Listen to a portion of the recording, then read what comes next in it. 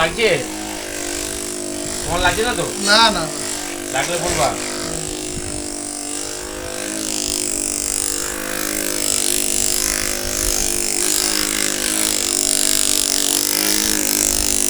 ব্যায়াম 2বার করে 3বার করে করবা, বুঝেছো? যে ব্যায়ামগুলো আমি দিয়েছি, আর যে মেশিনটা আমি দিয়েছি ওটা হলো টেন্স মেশিন, ঠিক আছে?